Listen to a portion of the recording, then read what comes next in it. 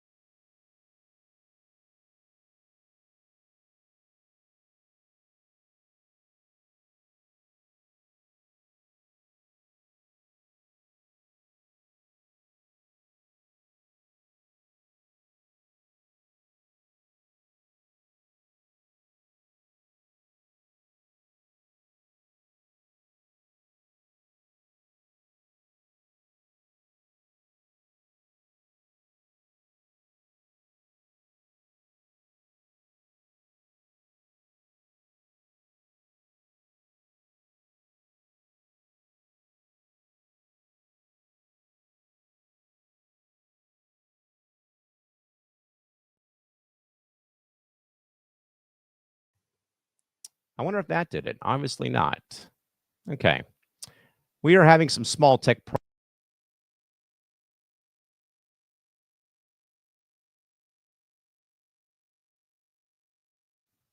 Okay, I think that did it, it seems like here. Sorry about that, everyone. Again, like I said, we've been having a lot of weird things going on over the course of the last couple shows here on Press Roast. Again, we thank you all for bearing with us here tonight and as we get ourselves going here. But again, great to see everybody out there. Thank you, Brandon, for letting me know that the audio was not quite fully operational. Hopefully, folks can hear me now. I was flipping through a couple of my audio inputs here to get ourselves underway. But again, folks, recapping kind of our rundown tonight once more here. Again, we have baseball coverage to talk about here involving the Rays. We have ongoing issues, or not issues, but potential expansion now of the UFL over in spring football. The NBA exploring a potential 16-team playoff bracket. A Division I university who's doing well, minus not having a football program. Malik Neighbors in his recent commentary, and then we'll also get to press clips as well as our night does move on, trying to ensure that our audio is, in fact, operating here. I may have actually disconnected my my power cable or my USB cable to the microphone earlier on. So, again, I thank you, folks, for bearing with me here. Let's just now get the show started here. Again, we don't have to worry about what's going to be discussed here again on the program. As we'll dive into it right now here, folks. We now, folks, have updates here to pass along involving the Tampa Bay Rays. Now, again, folks, we've been kind of keeping a very close eye on this story as it involves sports media in business involving the Rays. Again, we've talked about the repairs that had to be needed to Tropicana Field, then moving to the temporary ballpark for the season over in Tampa, Florida coming up very soon. But now, folks, scheduling has now become a talking point for the Rays, as the Rays in Major League Baseball over the weekend have made adjustments for the team to play in Tampa at George M. Steinbrenner Field in 2025, which includes changing parts of their schedule to accommodate the outdoor open-air environment. Home and away series against the Los Angeles Angels and the Minnesota Twins have been flipped to have earlier games in Tampa and later games in Minneapolis and in Anaheim. This also, at this rate, concentrates the Rays' home schedule at the start and end of the season to avoid the extreme Florida weather conditions. Modifications will be made to Steinbrenner Field to prepare for the Rays' arrival, including covering up Yankees ads and signages and adjusting game start times to avoid the rainfall in the area. But also, again, as we talked, folks, last week, though, the Rays' relationship with the Tampa area officials has become strained with demands for details on a new stadium plan and delays in funding approval while the team is working towards a long-term solution to keep Major League Baseball in the greater Tampa Bay area. So I read this release, folks. It was kind of wonky, a little bit of a weeble-wobble statement, but basically all they are doing is basically moving the games with the Angels and Twins to earlier start times in Tampa, and they'll play 3 like nighttime games when they go to Minneapolis and go to Anaheim to play the Angels and the Twins in the season. And then, of course, the modifications that have to be made to the field, as I kind of talked about with James on C2C United a couple of weeks ago about, they're going to have to cover up all these ads of the Yankees. But I mainly, though, look at the last 2 bullet points, because how we got here from a week ago, folks, is just mind-boggling, that literally within 2 weeks, we had gone from this being like a perfect marriage, the perfect relationship, to then last week, everything hits the fan last Tuesday when we were on here, marred by our own tech problems again last Tuesday. But mainly because I had talked about last Tuesday here on PR, we had this very, deceiving letter, I guess, put out by the Rays, very bombastic commentary, kind of in a way, putting all the blame on the city council and commission for St. Petersburg. And then they said, well, we're not going to negotiate this crap because, you guys are acting extremely unprofessional, you being the Rays. So now it's a lot of, political volleyball being played back and forth here amongst both of these sides. And I think, like I said, though, folks, last Tuesday, the longer that this plays out, the more of an issue I see coming forward here with the Rays and their relationship in keeping baseball in St. Petersburg. And I think James and I had a pretty interesting pitch made about 2 to 4 weeks ago here on C2C at Night on a couple weeks ago, where, again, you probably remember us brainstorming ideas about, well, I mean, they could go to Nashville, they could go to Charlotte, they could go to Orlando, maybe go to Montreal. Oakland's not going to be in the equation.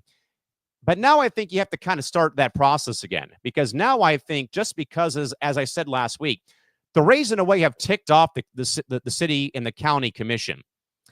And the last bullet points, though, is what really, I think, does scare me, having seen a team, as I usually say, leave my market, because now that relationship appears to be fractured.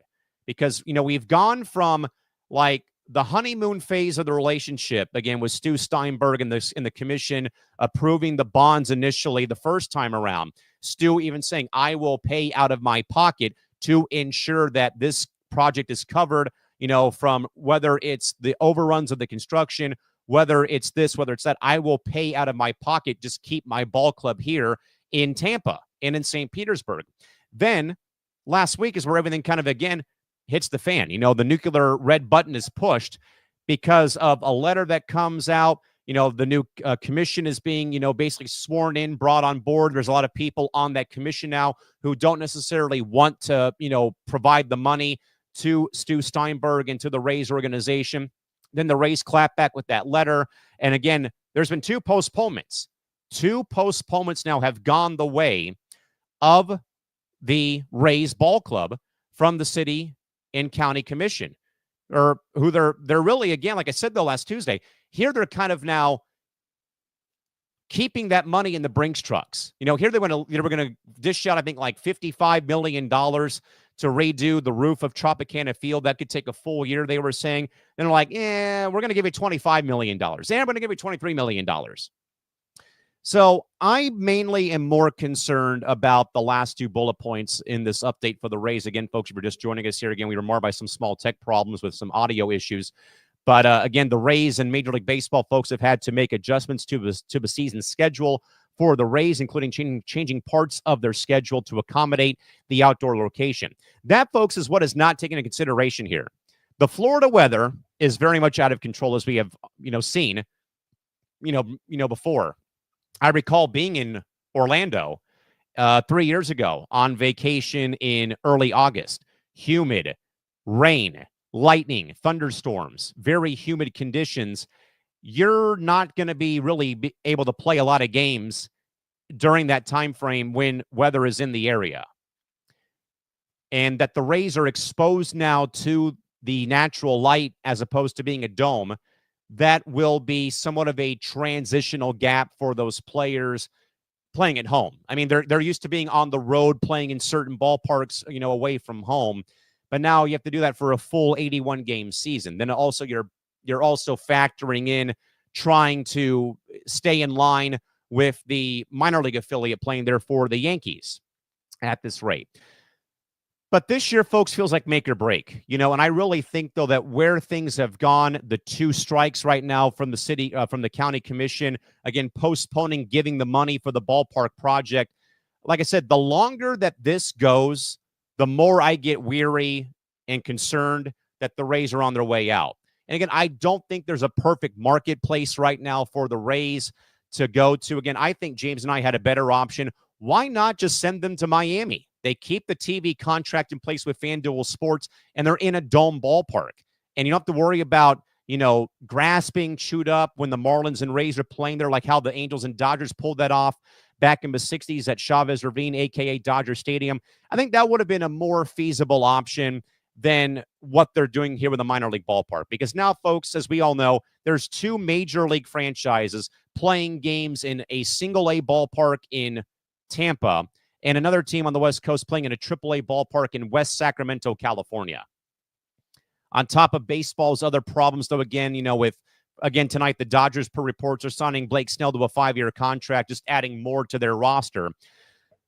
But definitely the ballpark issues, though, have got to be figured out. And I know a lot of people, I know Brandon said it, though, in a joking manner. Again, the Rays will not go to Oakland. I know that there's a viable option there, but again, we're talking about losing television money here. That's not going to be feasible, sadly, to move that team again. We're not going to be doing the Big Ten in Major League Baseball by putting an East Coast team on the West Coast. But I do think that there should be some concern, and I hate to kind of sound that way, but I just mainly think, though, that the Rays' relationship now with the Tampa area officials now becomes a big talking point. Like I touched base on last Tuesday, and now even here, the demands not being met for the ballpark, the bonds not being issued, the county commission holding back the funding to redo the ballpark in Tampa from the roof damage, and then the Rays in that letter that came out. I think this is very concerning. It's not full-fledged DEFCON 1 or red alert. It's a very solid yellow light right now that there should be some caution here, proceed with caution, but I don't have a good feeling about this. I think just with how we have seen other things play out, though, the Raiders, the Chargers, the Rams, even the Athletics, though, I think that there should be some concern that we should be having here with where things are at when it comes to where the Rays are at with their ballpark. But mainly, again, folks, home and away series, though, have been basically game times have been changed mainly for the Rays against the Angels and Twins due to the outdoor location and also with the weather and trying to avoid the rain and also the very extreme humidity and the extreme forecasts as well. I'm very eager, folks, to see, though, what really comes out of this when it boils down, though, to that next meeting. That next meeting, folks, involving the Rays and the county commission is December 17th. If something goes haywire there, I would not be surprised one bit if something comes out about the Rays and saying, you know what, we're done. And I would really hate for that to happen as a fellow sports fan who's lost an NFL team to Los Angeles from his hometown. I would hate for the Rays fan base. And I think that they've kind of gotten used to it, though. But you never really get over it. I was texting earlier on Tuesday with two of my good friends, Jeremy Condra and Matt Lehman, and they were sharing a bunch of old pictures of Qualcomm Stadium with the Chargers playing in San Diego. And they always said, want to see a throwback? And it was a sold-out Qualcomm Stadium in San Diego when the Chargers were at their apex, in the 94, the early 2000s through the 2000s and into the 2010s of like what we lost when, Bisbano's family chose to go to LA, city council this, the vote that. You never really get over a franchise leaving. Now, again, I can't speak about the NBA leaving my hometown because I was not even born when they left 40 years ago.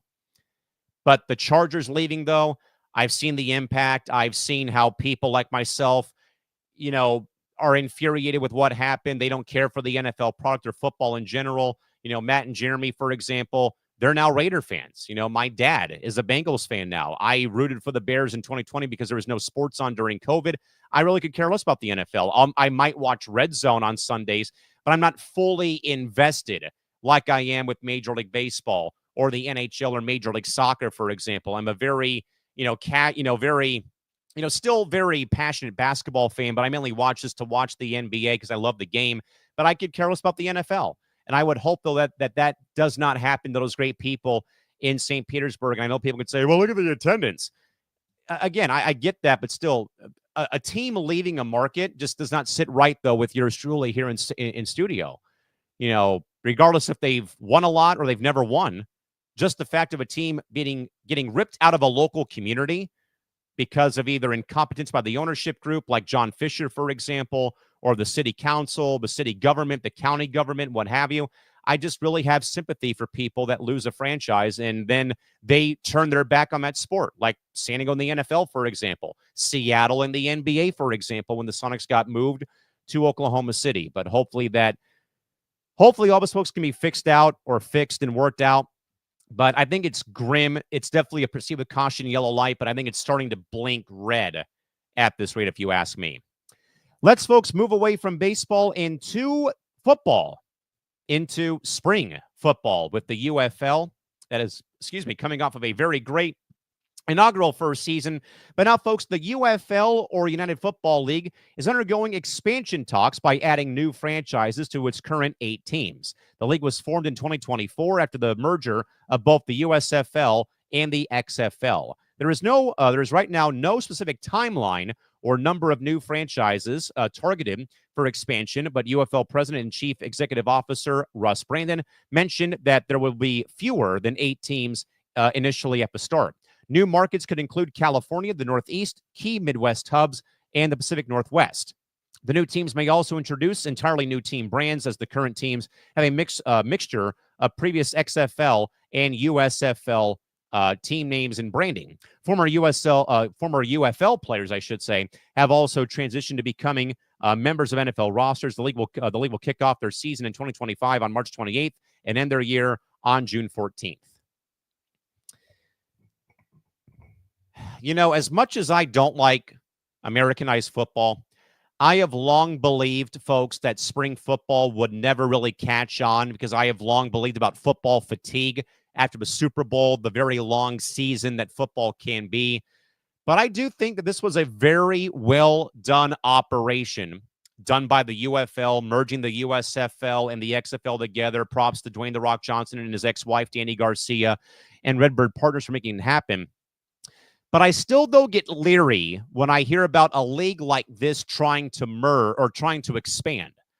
Because, again, where exactly can you put a spring football team that does not have an NFL counterpart? I long believe, and I said this, I think, a long time ago here, like maybe last year on Press Row, if you're the UFL, do not go to a NFL market. Do not put another team in Seattle. Don't put a team in Houston. Don't do this. Don't do that. Because I think that sadly, that team gets lost in the shuffle. Kind of like the Clippers going to Los Angeles 40 years ago. No one cares about the Clippers up there. No one cares about the Chargers up in Los Angeles.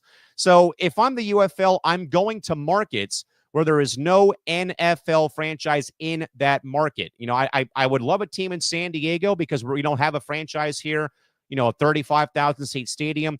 But I think you have to look beyond the NFL markets. I think your smartest moves would be like San Antonio having a team, for example, Arlington having a team, though I know that's probably a little bit weird. Why does Houston and Arlington have teams when they have the Cowboys and Texans? That's where I think the UFL loses. Like St. Louis absolutely loves the Battlehawks. They sell out every home game at the Dome at America's Center down there in St. Louis because that city lost their franchise. I could easily see San Diego being on the radar. 35,000 seat stadium, pretty decent college football program, two very well-known soccer teams. Well, one of them coming in 2025, but also former NFL market, fan base starving for top quality football of some type, not just indoor football or college, but looking for a professional football team of some type. I honestly think, though, folks, why not try to revive some of those AAF markets? San Diego, Salt Lake City, San Antonio is already on that list. Michigan, for example, is already on that list. I really think, though, that you should look back at the AAF, though I know it was a very, fledgling, league. I know they had a team in Atlanta. They had a team, I believe, in Birmingham. If not, that was the USFL. But like San Diego, Salt Lake City, maybe Arizona, in Tempe. But I think you have to go to a big enough marketplace that can support football that is nowhere near an NFL city. I think San Diego is at the top of my radar, not because it's my hometown, but again, a former market starving for football. I think it could be like St. Louis. I think people would support the UFL in San Diego. Call me crazy, call me stupid. But it has to be markets that do not currently, I think, have an NFL franchise. Like you cannot put a team in LA, for example. You can't go back to Vegas. You can't go anywhere else in Texas. New Orleans, I know they have a team. Because I just think, though, in those markets, football fatigue becomes a thing. I really think it is a thing. Now, I know there's no timeline, but I mainly think the UFL has to be smart about this. When I say that, don't add 8 teams right away. Gradually grow. 2 teams in 2025, 2 teams in 26, so on and so forth till you reach your magic number of like 16 or 18 or 20 teams. But don't prop up 8 new franchises and then watch all of them burn down after 1 year. So I think the smart route would be 2 teams coming first. And I think you would go 1 team East or Midwest and 1 team West. And when I hear California, I think of San Diego right away. With there being no NFL franchise here, the disdain, the hatred of the Chargers, the utter, disliking of the NFL in general, even from some fans. Again, yours truly is one of them. But I still think, though, former market who wants football, San Diego. Not LA, not San Francisco, San Diego comes to mind for California. The Northeast, where? Are you going to go to Vermont, for example? Because I think that's already an oversaturated market. So I don't know about the Northeast. Key Midwest hubs. Okay, how about Oklahoma? How about Nebraska? What about the Dakotas? What about Iowa? Kentucky? Maybe I would even say places with no big college football program in the Midwest. Pac Northwest, do I want Seattle? No, I think Christy Wilson has the right market. Portland, Oregon. Big enough market. They have a big enough stadium, I think, which already hosts MLS. And then Christy also says, I heard that Nashville might be under consideration. Again, Christy, I don't like that idea. Solely because you already have an NFL franchise there. So though I see where they're coming from, I just don't like the head-to-head competition. And again, I think football fatigue becomes a factor. I know the Titans aren't that great, but now you're also talking about Tennessee football being relevant for like the first time in forever. Then you want to add a UFL team in the spring to make it worse in Nashville? I don't know. Again, I don't think it can be a NFL market, and it can't be a top-tier blue blood college football town. It's not going to be Mobile. It can't be Atlanta. It can't be Jackson, Mississippi, for example. It can't be New Orleans, who already has a team, I believe, in the UFL. I just want this league to be smart about it. I don't want them to put 8 teams up and then they all burn down after 1 year. And I think that and like I said, though, Christy, I think the only market that makes sense in California would be San Diego. Again, there's no NFL team here. The Aztecs football program is having a dismal year under Sean Lewis in their first season. They're 3-8. And football has just not been on people's radars here. The other kind has, talking soccer. But I think it's the only market in California that would succeed in the UFL. I don't think, like I said, I don't want to see the UFL tap into an NFL market or a blue blood Division I NC2A FBS town. You have to think of like San Diego, Salt Lake City. Maybe Boise, Idaho becomes a spot. Portland, Oregon comes a spot. Christy says about Oklahoma City. Maybe Tulsa could be a spot. But again, I just want the UFL to be smart about it. And I'll say it again, but I just don't want to see the UFL tap into an NFL market. Like, please do not put a team in Los Angeles, California, or in San Francisco, or in Vegas, or in Phoenix. Because you already have NFL fans there who will look at that product and say, like, what the HE double hockey sticks is this crap? And I don't think the UFL wants that for business. Look, again, I know that they already have teams in Arlington and in Houston. But again, the Arlington Roughnecks are playing games, or the Renegades are playing games at a old baseball stadium where the Rangers used to play at the ballpark in Arlington. And I don't know where the Houston Roughnecks play their home games. I don't think they're at NRG. But I think, though, you would have to, I really think, Christy, you might agree, though, with you being a Battlehawks fan, the UFL has to look at what St. Louis has done and go to a market like that. I don't want Nashville. I don't want any other teams in Texas. I don't want San Francisco. I don't want Seattle. Go to markets where football is not a thing, like Portland, maybe Oklahoma City, San Diego. Maybe somewhere in Florida. I don't know. I just, again, want this league to be smart about it. Again, I don't care about American football, but I want this league, though, to succeed and do this right. Don't prop up 4 to 8 new teams and watch all of them burn down to the ground after one season. Revive former AAF markets like the San Diego Fleet or the Salt Lake Stallions. Maybe the Arizona Hotshots. I don't know. I went to one Fleet game. It was cool, but it was just too bad it was at Qualcomm and it was not very full because it wasn't the NFL. But I think, though, that St. Louis should be the blueprint for how the UFL goes about expanding their league. Like, former NFL market. There's still a taste and desire for football. Oh, look at that. We have a market in San Diego, California. How about a new market in Oklahoma City? Maybe Portland, Oregon. Be smart about it. No NFL or big-name NCAA football program can be in the city. That's my logic when it comes to the UFL going beyond 8 teams in 2025, maybe. Let's move away, folks, now to the NBA.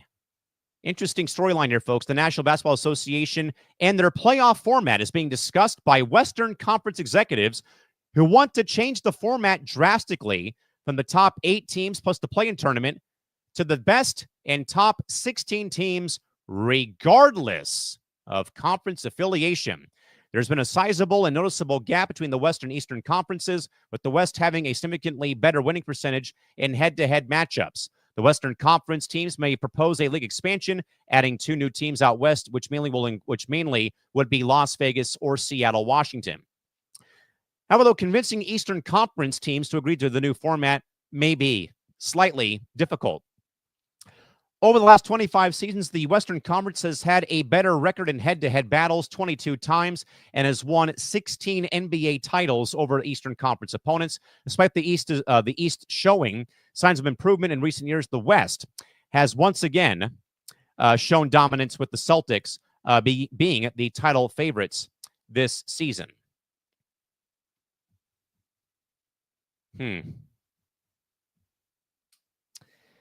This is interesting, and I don't think it works. Let's, folks, do a little bit of digging, shall we? Let's take this off screen. Let's do this instead real quick. I, folks, have compiled what the 16-team format would look like in the event that it was based off last season's standings.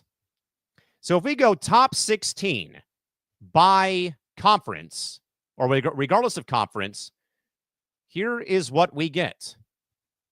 Give me a sec to figure out controls here. But this would be very interesting. In a 16-team format, the Celtics and Thunder get the top 2 seeds. Boston, Miami, 1 versus 16. Thunder and Pacers, 2 versus 15. Milwaukee, New Orleans, 8 versus 9. Phoenix and New York, 7 versus 10. New York being the 7 seed. The Suns is the 10 seed. Wolves and Lakers, 4 versus 13. Denver versus Philly, 3 versus 14. Clippers and Magic, 5 versus 12. Dallas, Cleveland, 4 versus 11. I am just wondering about those frequent flyer miles, folks.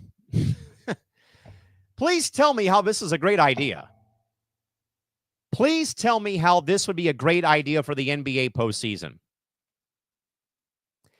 Again, folks, I am the lone person on this network who thoroughly appreciates and likes Adam Silver.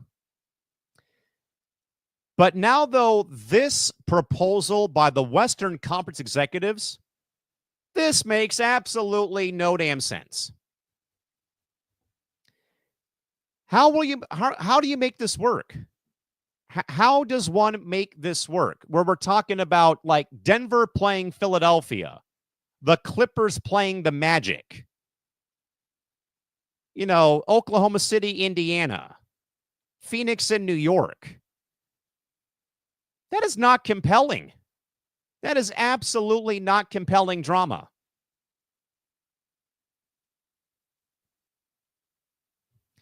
The NBA, folks, has so many issues on their plate. It's kind of sad. Again, as someone who really enjoys basketball, who really does think highly of Adam Silver, but between the All-Star Game issues and now this proposal, this makes no sense. And I don't want to see it. I don't want Boston, Miami 1 versus 16. I don't want the Bucks and the Pelicans 8 versus 9.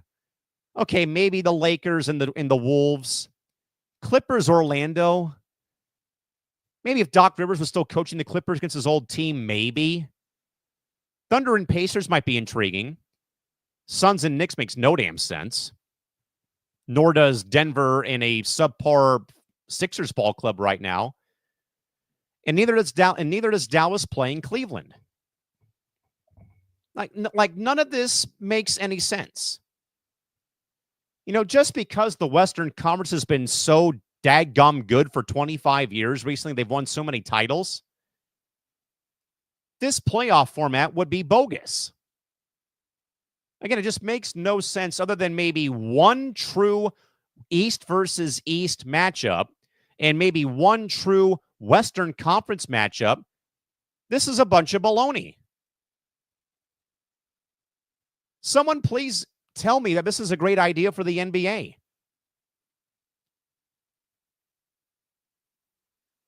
This is a bunch of hot bologna on a toasted butter roll sandwich. I literally can point out there's two interconference matchups that make sense. Boston, Miami, 1 versus 16 using last year's standings, and the Wolves and Lakers. Everything else is crossover And it makes no damn sense. I would not be compelled, one iota, to watch the Knickerbockers play the Suns in the postseason. Because now you're taking away tradition. Because I think we all folks agree, you want your final to be the best from the West and the best from the East. This is a lot of steaming hot garbage, and it's a dumpster fire. Because now you are literally tanking and torpedoing the postseason by throwing any merit of conference affiliation and even conference rivalries right out the window.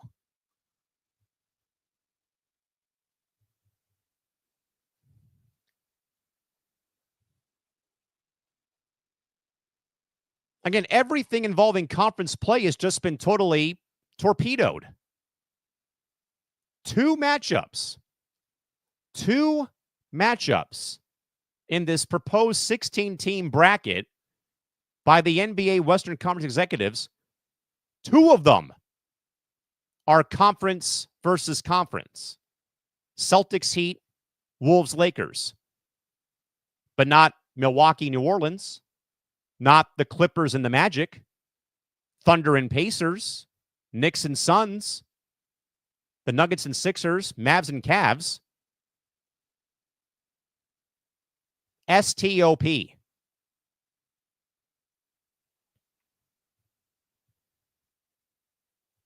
I do not see how that is such a great thing that the Western Conference executives are proposing for a potential bracket.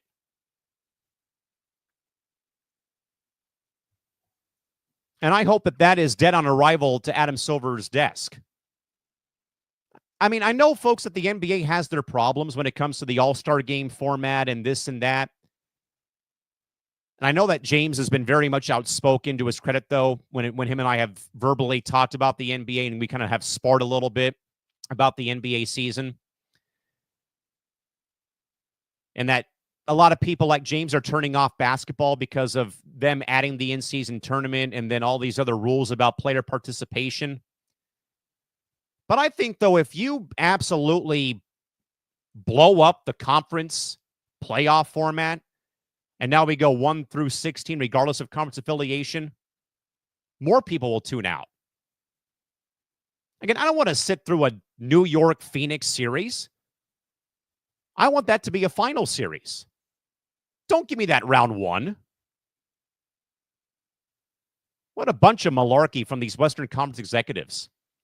I'd love to know who on, who in the world out there in the Western Conference proposed that idea. Was it LeBron and the Lakers, for example, or the Warriors who wanted to do that? Who out there flunked geography? Why would you want to have the Clippers play the Magic in round one and have to fly across the country, across every damn time zone known to mankind in the northern hemisphere to play games 3, 4, and 5, or 3 and 4 in Orlando, Florida? That proposal should be dead upon arrival on Adam Silver's desk and put through the shredder. This is not March Madness. This is not European soccer. This is something that should not have even been discussed. But I would love to know, though, who in the Western Conference thought this was such a brainy idea or a great idea.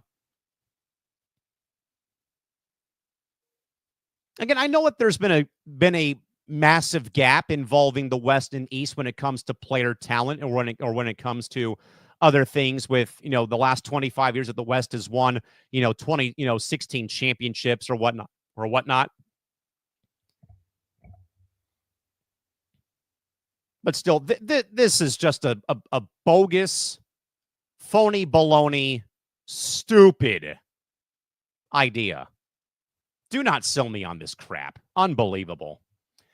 Christy Wilson wanted to chime in. She says, is the NBA trying to be like March Madness? I mean, maybe Christy to a degree, but it's a hot bologna sandwich. I just don't understand it. I mean, because you're talking about, Christy, if they do that format, you're talking about a 7-game series 2 games in LA, for example, 2 games in Orlando, and then 1-1-1 all the way back across the map. Now, maybe you could say, well, go back to a 2-3-2. I want this to be conference-based. I want rivalries from the Western Conference to be played in the postseason. I want more Lakers-Wolves. I want Clippers and Warriors, for example. I want the Suns playing the Lakers. I don't want the Suns playing the Knicks in the first round. That's an NBA Finals matchup, for God's sakes, not a first-round playoff series. Unreal. I don't see that going forward whatsoever. I just really don't. And if it does, then I think everyone's done watching basketball. I really do think so. It's pathetic. I mean, I know it's about competitive balance, but at the end of the day, though, the West has more advantages because you have the markets like LA, San Francisco. You've got a good team in Phoenix. You've got Texas. You're not dealing with weather, sadly, when it comes to the Western Conference, to guys going out west. You know, I know there's a very high chance that there's going to be a team in the play-in tournament in the Eastern Conference with a losing record. But I still don't want a 1v16 matchup, 2 versus 15. No way, no how. Christy, I forgot. Sorry, I missed your comment about San Diego getting a team. I absolutely think that they will get a team in the UFL again with them perhaps looking at expanding the league. I do think so, Christy. It's like I said, though, I look at St. Louis as being like the blueprint that you can make football work when the NFL is not there or if the market is unoccupied by the NFL. So I think that, yes, San Diego should be a top priority city for the UFL. Folks, this was a very interesting story that caught my eye involving college athletics here. Front Office Sports did a very candid interview with Santa Clara University's women's soccer head coach Jerry Smith and their new AD Heather Owen, talking about a program like Santa Clara Women's Soccer, who's won 2 national titles recently, but how a university like Santa Clara operates without having college football. The Santa Clara women's soccer team is highly regarded and has maintained strong attendance as they have played in a football stadium for over 30 years, despite the Broncos axing the program years ago. The Broncos have won 2 national titles since 2020, with their latest coming in 2020. I should say that they've won 2 titles since 2000, with their last coming in 2020. They entered this year's tournament ranked 11th and are notable as they're the only top 20 school without the backing of a college American football program. But head coach Jerry Smith acknowledges that the lack of a football program does pose challenges, especially now with the introduction of NIL and the transfer portal affecting recruitment for the sport. Coach Smith also expressed concerns about how much importance is placed on football, which impacts financial resources for other sports. Challenges also intensified as Smith's attempts to recruit top players were met with larger bids from schools that had a football program. New AD Heather Owen aims to strengthen the women's soccer program and overall athletics department, despite the lack of revenue from football, by looking at men's college basketball. Folks, I have great respect for Santa Clara, with them being in the WCC. Their women's soccer team, folks, is absolutely incredible. Again, Brantley Chastain went there. Julie Johnston-Ertz, Allie Wagner, Allie Long, I believe, also went there. Very respectable program. They travel their fan base very well. I look forward whenever that they come to San Diego to play the Toreros. I know I'm going to have a great bunch of people that are supporting their club and their team, and the proof is in the pudding with their national titles. But the story, though, folks, was so spot on that a program like Santa Clara in women's soccer is a juggernaut, and they don't have the American version of football because of enrollment, because of other factors. But it also really, I think, folks, that the story really shined a light on a lot of these mid-major programs like Santa Clara women's soccer, Creighton men's basketball, for example, even USD, San Diego State, UC San Diego, that a lot of these mid-major universities who either do have football or don't have football, like, again, USD is 1AA FCS, It is tough to be able to compete, though, with the big blue bloods of college sports when you don't have the resources like NIL collectives, which has been started at USD and also started at other programs. But even despite all that, folks, Jerry Smith and Santa Clara still find ways to win and compete at high levels in women's soccer. But I have, though, folks, seen this firsthand at my own university, at the University of San Diego, that there's been a lot of poaching. And I remember James and I talked about this, I believe, last week, maybe 2 weeks prior, when San Diego State head football coach Sean Lewis was asked by Lee Hacksaw Hamilton, if you were king, Coach Lewis, I don't want to talk about your team because I know you're getting tired of me asking you about it, but what would you fix about where we are right now in the ongoing struggle of college athletics with the realignment, the NIL money, and the portal? And Sean Lewis had a very, I think, great point. He says, let's say a program takes away one of my kids because of their collective with NIL or their money with NIL. I should be able to be reimbursed by that school for them taking my player. It's almost like a trade for a player for cash considerations. And I thought that was a very interesting story to follow and maybe even talk about. But, folks, when you don't have a football program like Santa Clara, St. Mary's, Gonzaga even, your main driver then becomes men's college basketball. Now, USD, for example, we have football, but they're a FCS program. They're also non-scholarship. We have no scholarships for football because of Title IX concerns and reasons. So our main engine in San Diego at USD and basically the entire WCC, we rely on basketball. That's why I get why a program like USC, UCLA, UW, Wazoo, ASU, U of A, why they moved. I still don't like it. I never will like it. Spare me the BS. But I also know, though, that there is like the funnel from football going to the other programs. But the main problem, though, is that Santa Clara, San Diego, San Francisco, they don't have that advantage when they don't play football or they are FCS with no scholarships for the football program. And that there's more hurdles that are jumped over by San Diego and by Santa Clara, for example. I remember telling James that one of our very young, great freshman basketball players, Kevin Patton Jr., kind of got poached away to go to USC, not because of former USD alum Eric Musselman being the head coach.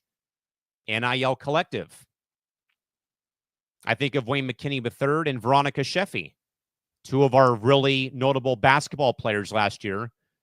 Both went to San Diego State. NIL reasons, better conference, better team, better, whatever the factors may have been. But the NIL collective, though, is what draws those kids. And that's where I also want to, think that if a player does, in fact, get, starts at one program and then leaves, like if Coach Smith's, top midfielder goes from Santa Clara to North Carolina, there should be some sort of financial penalty on the school they transfer to give that money back to Santa Clara. I know it's the Wild West right now, but, folks, the story is very well done. I would really encourage you folks to check it out on frontofficesports.com. It really talks about, again, like a lot of the challenges that a program like Santa Clara, like USD, like a lot of these mid-major schools go through when there's not a football program that you can bank on for the revenue to come in, for your athletic department. I think back, folks, during COVID, Stanford cut a lot of their non-revenue generating sports. Minnesota cut a lot of those same sports. SDSU, San Diego State, cut their women's rowing program. They had to sue to get their team back online. So, again, I still don't like the realignment, folks. I don't like all the moving. And I get, though, it's a trickle-down effect, though, when it comes to those programs like soccer and volleyball and basketball and baseball and softball and wrestling. But still, though, when you have other factors on top of these other factors, like Santa Clara with no football program, you have to look elsewhere for your revenue. And that comes from basketball in the WCC.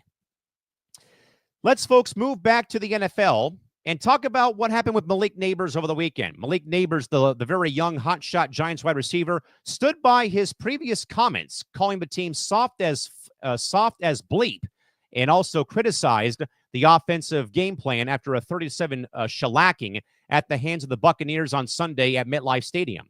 Despite some small regret over his choice of language, he still, though, remained firm in his stance about his team. New York is already struggling as is with distractions going on and off the fields of play. And also, again, recently canned six-year quarterback Daniel Jones over the weekend. Malik went on to defend Daniel Jones, saying that he was not the root of their problems or the team's current issues. He also dismissed criticism for being vocal as a rookie, highlighting his passion for the game and also desire to make a difference as a rookie with the Giants. Even further, the Giants' communications and PR team took exception to how ESPN's L. Duncan seemed to poke fun at Daniel Jones's very stoic 90-second farewell message on SportsCenter following his release from the team. Head coach Brian Dable is also under scrutiny for the team's performance at a dismal 2-9 heading into Thanksgiving Day versus Dallas on Thursday afternoon. You know, again, folks, this kind of goes back to what James and I kind of talked about a little bit at the end of our show on Monday when it came about players having podcasts or speaking their minds. Again, we talked about Micah Parsons a little bit, criticizing Mike McCarthy when it came about, the play calling and stuff like that. As a rookie as well, kind of came to the limelight here. I admire Malik Nabers for defending Daniel Jones. Because as it was shown on Sunday, it was not his fault for how this Giants ball club has just been terrible during his time or when he was the Giants quarterback. And honestly, I kind of do wish, though, that Malik would have kept the commentary away from the media, because now this starts a massive domino effect when it comes to, he's out here calling his teammates soft as, bleep amid, criticizing the offensive game plan. The first bullet point is simple as this. I don't mind speaking your mind, but let's keep in mind of where you're at, place and time. Sadly, bullet point one to me just seems like this is a Joel Embiid. I'm all about me, myself, and I. Why was I not throwing the ball more? Why, poor me. Sadly, Malik, this is a team sport, my man. I hate to kind of, be the guy. But I also, though, don't mind the commentary. I just wish it wasn't to the New York media. And I think, though, that he took, that he was right, though, that he didn't, he said, I probably shouldn't have said it this way, but I'm still pissed off, though, that I didn't get the ball. So let's get those two out of the way. Bullet point 3 and bullet point 4. I love, though, when guys say, I've got your back. And I think Malik was right here, spot on. It's not always the star player or the quarterback in the NFL in this case. It's not always their fault. And certainly, I think Malik is right, though, that Daniel Jones was not the root cause of the problems. Now, the next bullet point. We should not be painting rookies as, inferior. They're on the team for a reason, folks. When a rookie begins to kind of, in a way, not pop off, but somewhat in a way show leadership qualities as a rookie, I like it. Jackson Merrill, for example, with the Padres. Then let's go to the second to last bullet point. I know it's the New York, New Jersey metro area and their media market, folks. Giants PR and communications team Don't worry about what the national media is saying. And don't be writing statements to Elle Duncan about how she poked fun or how she went about talking about Daniel Jones's press conference. That's not your place. She's doing her job, like I'm doing my job right now at almost 11 o'clock on a Tuesday night in San Diego, California. If you don't like what we have to say, then tough. Because we're doing our job in a way to tell our audience what is going on, what happened in that situation. And I love that Stephen A. Smith clapped back at the Giants like, don't be telling us what to do when it comes to doing our jobs the right way or doing our jobs in general. You know, like, don't even bother saying that. So, again, I don't mind Malik Neighbors with his commentary. I do kind of think he could have toned down the language a bit in a small way. But I just can't agree with the, oh, throw me the ball more. Why was I not more involved in the game plan? That part I can't stand. Because as someone like myself who used to play team sports, I dread hearing guys use I. It reminds me a little bit when recruits show up to the first day of training camp when they're in the military. The DIs tell them, no more I's. This recruit, we, us, ourselves. In team sports, I don't like I. Just like the military doesn't like I's. This recruit, for example.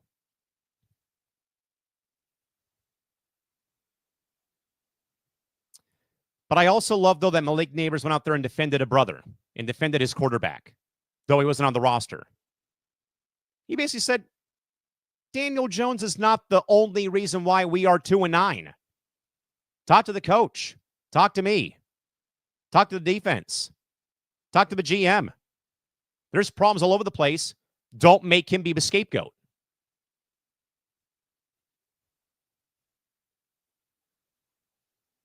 And I get that the Giants communications team and PR team has a job to do as well. And I get that you can be upset or you can kind of, in a way, tell people, you know, please don't do this, please don't do that. It's fair game, sadly, nowadays when it comes out into the media. But please don't tell Callan McClurg, Elle Duncan, Braden Soprenet, Lee Hacksaw Hamilton, Coach John Quintera, John Schaefer, Mark Willard. Don't tell us how to do our jobs or what we can and can't do when it boils down to how we view a story and give our opinions and thoughts on it to an audience. Not just that, he was already released. So why are you, as the Giants, going back and saying, please don't say this about a player? He wasn't on your roster. Like, figure it out, and you know, like, figure it out, folks. And I'm glad that Stephen A. kind of clapped back to what the Giants had said about ESPN and about Elle Duncan. And Stephen A. said it right. Don't tell us how to do our job. Do your job better, and we don't have to talk about you in this sort of fashion.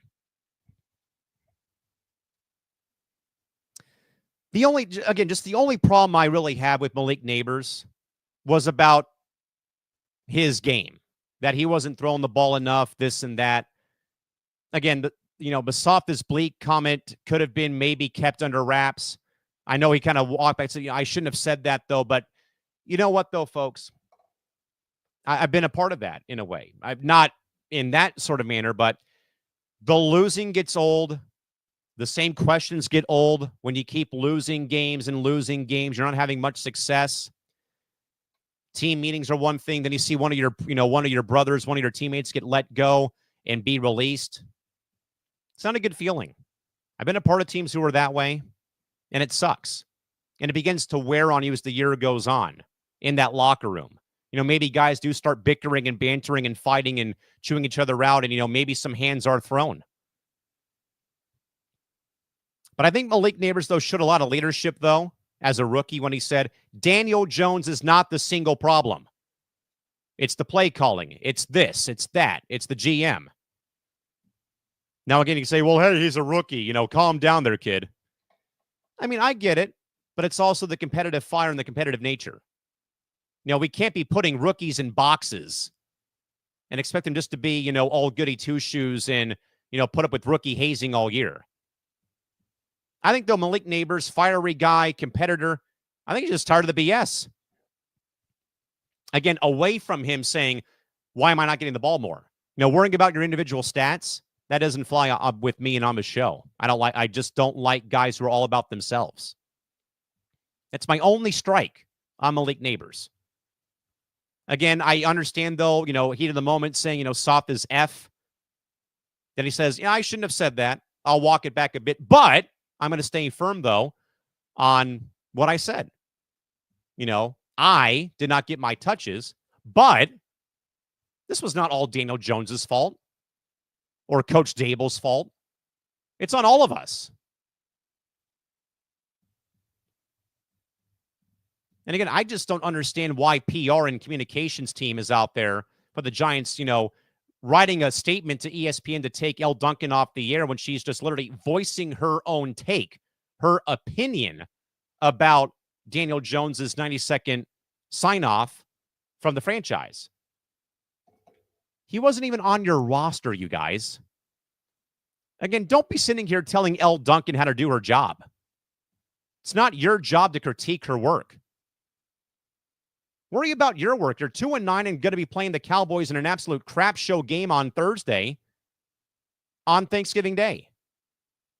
Again, don't worry about what Elle Duncan's saying or Stephen A. Smith. Don't worry about what Callan McClurg is saying about you or other people around the country like Amy Lawrence and Ben Maller. Let us do our jobs to inform our audiences on a podcast or on national TV or radio, because you're just making our job that much harder. When you start saying, hey, please don't do, but, again, folks, I get it.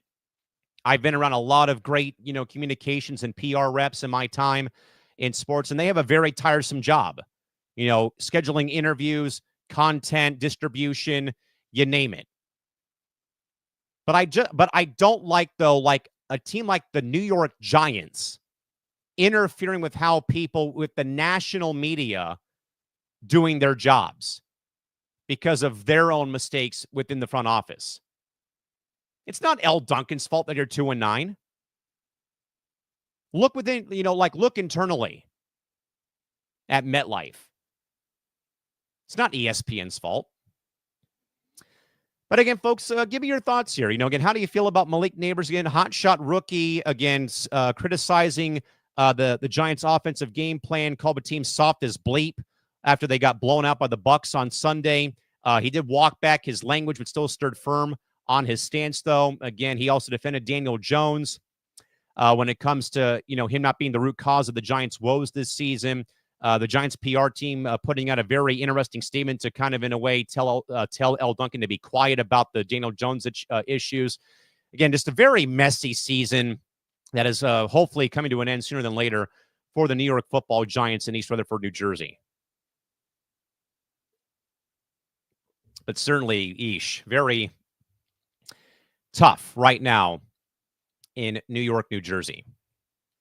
Let's, folks, get to our 3 press clippings, folks. And these are 3 stories that did not make the cut for the program, and it still, though, is worth noting. Let's first start, folks, over in Formula One racing. Tough. The Vegas Grand Prix sequel saw a huge drop again in U.S. viewership, averaging just over 905,000 viewers, a 30% decrease, from last year. The main culprit, the start time. A 1 a.m. Eastern Time, 10 p.m. Pacific Time start time for the Vegas race impacted U.S. viewership, leading Formula One to focus on other key markets like Europe, the Middle East, and in Asia.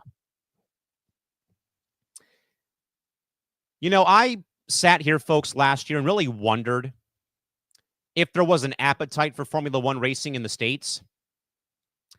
Hate to say, but that's now 2 years in a row that TV viewers in America have said, yeah, no.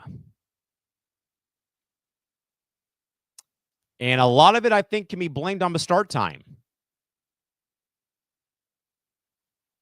Because how ass backwards is it that Formula One has a race in Las Vegas, Nevada on Saturday at 10 o'clock p.m. Pacific time, 1 o'clock a.m. Sunday morning on the East Coast. Because they feel the need to cater to the European, Saudi Arabia, Middle East, and Asian area markets. Why bother try for a third time next year?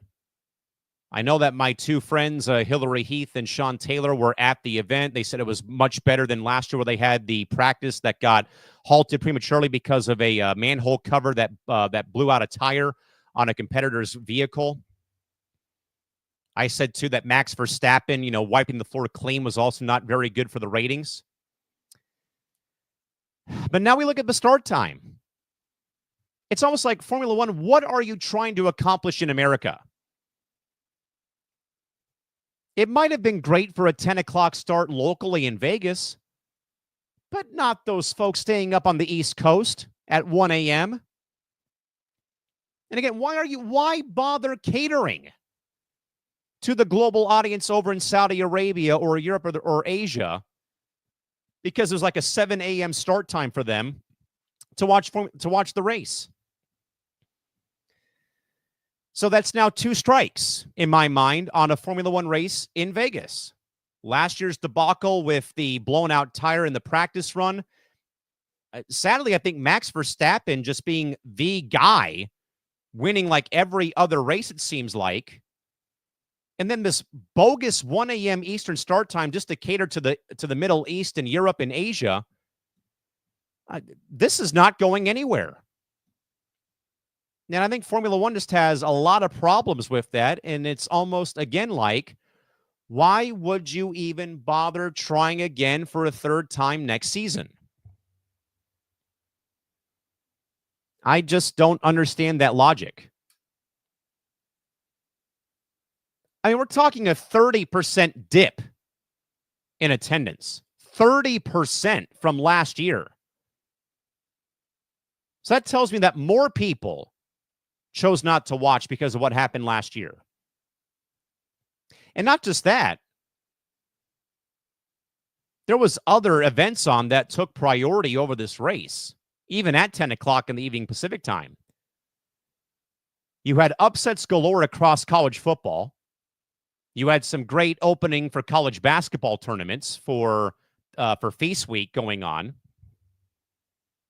You had some great hockey matchups and basketball and NBA games and MLS Cup playoffs were on.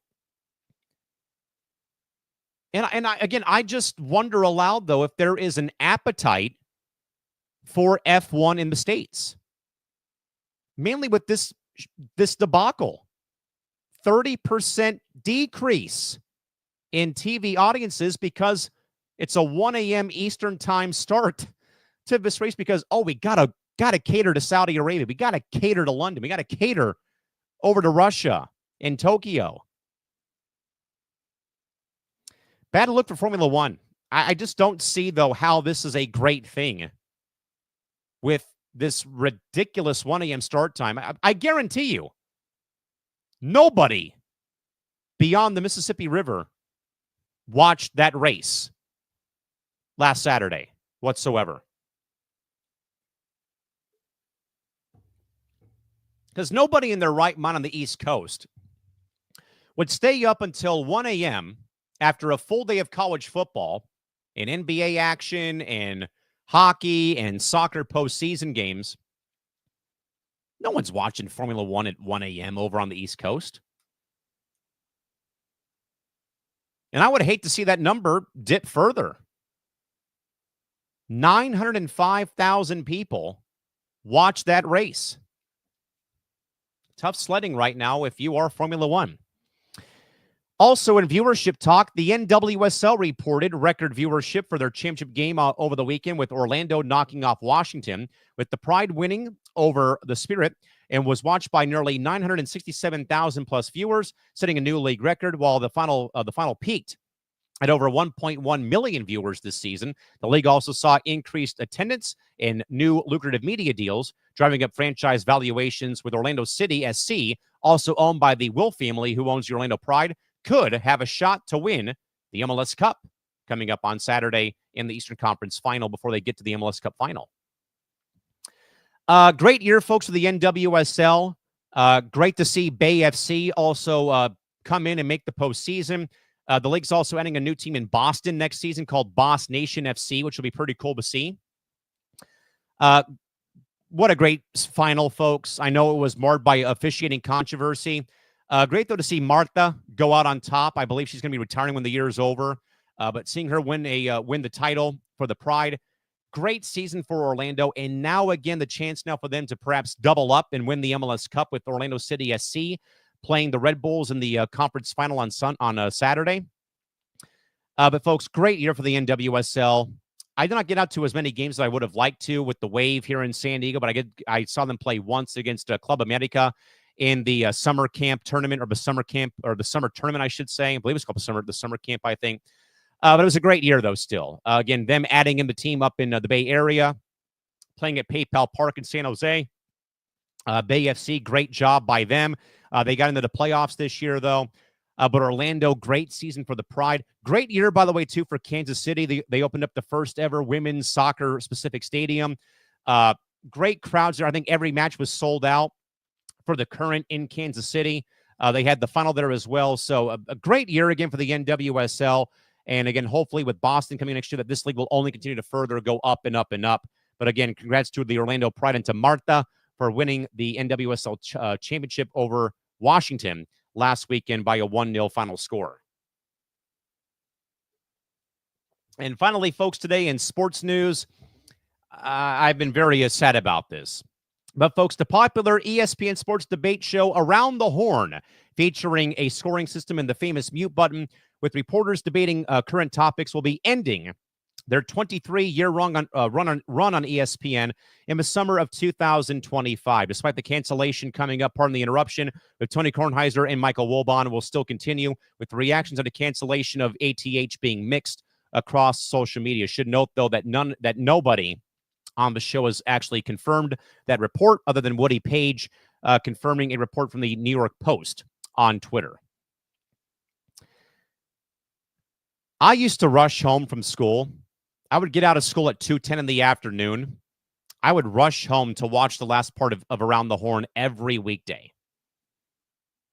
And I love the show so much. I love Tony Reale. He's been one of my idols, kind of in a way, to host a show with, his wit, his demeanor, how he can, pull stuff out of his head, basically, when it comes to stats and numbers. But that show always made my day. And I know people didn't quite get the scoring system or got this or that, though.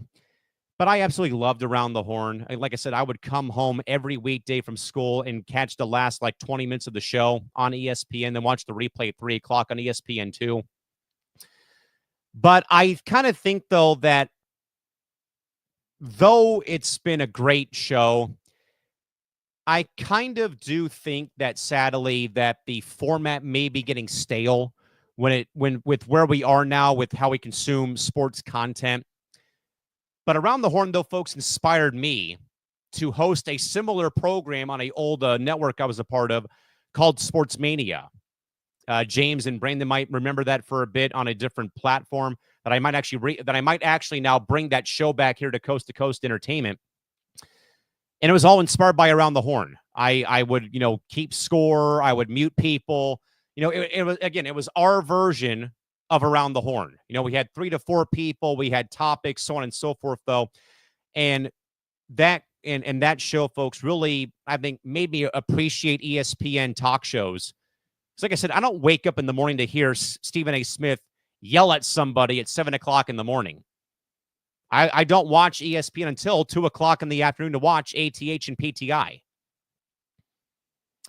And I would hope, though, that Tony Reale gets to stay a part of ESPN with this new program, whatever it might be. So I think he has been a fixture. Again, he took over from Max Kellerman, I think, 2 years after the show began in 2002. And Tony has become, I think, a very big face of ESPN on ATH, his run, too, as stat boy on PTI. But believe me, I have been consuming every episode of Around the Horn since this announcement came out, and I have not missed one because I know it's going to be coming to an end, sadly, in 2025. And not just that, folks. I think about ATH more than anything else because it really gave a lot of these ESPN writers and made them famous. Bomani Jones, Pablo Torre, Monica McNutt, Mina Kimes, Emily Kaplan, Courtney Cronin, Kate Fagan, Sarah Spain.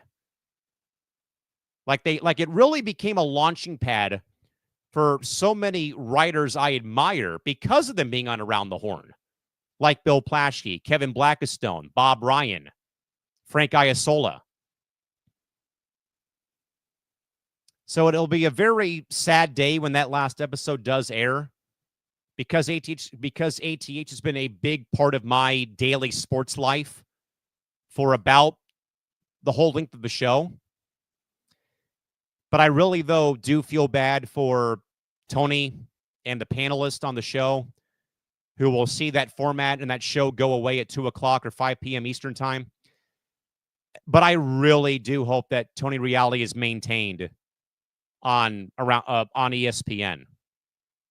I mean, he's done so many great things for ESPN when it's been ATH or on PT, as I said.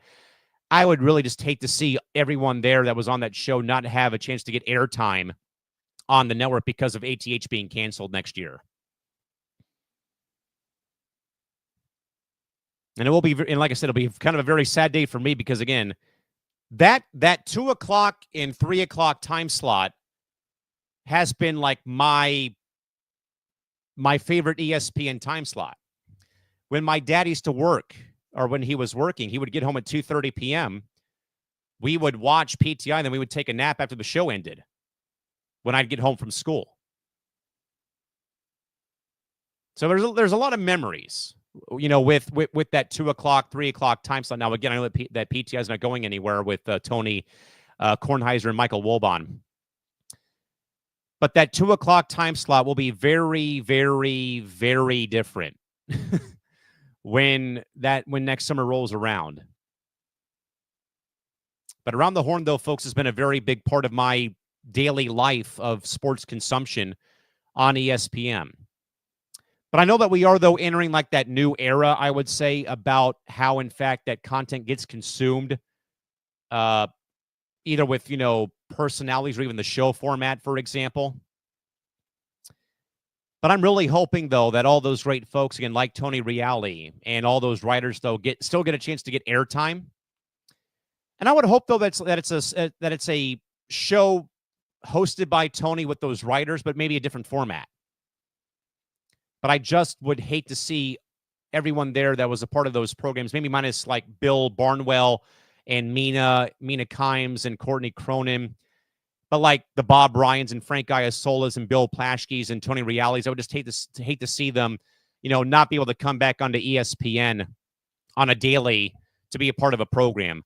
I don't want ESPN Bet to overtake that time slot. You know, keep them on ESPN2. You know, don't give us more Stephen A. Smith or more Pat McAfee, please.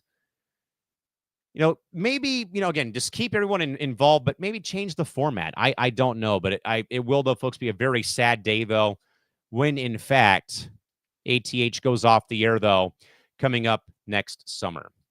With that, folks, in mind, we deeply apologize for the tech problems again tonight here with the audio. I think we may have had a couple of computer glitches, though. With that in mind, though, folks, again, as a reminder, we will have more programming for you folks coming up on Wednesday. We, folks, will see you again next time on Press Row. Again, we'll be off, obviously, on Thursday for the holiday for Thanksgiving. We'll see you folks again back here, probably again next Tuesday for more Press Row back here on C2C. In honor of ATH, I'll do the Tony Reali paper toss and try and hit the webcam here. But, folks, for the entire cast and crew, Callan McClurg saying good night here from San Diego. We'll see you folks back here next time for more C2C programming, folks. Till next time, have a great Thanksgiving holiday and have a good one and take care. Till next time, bye-bye.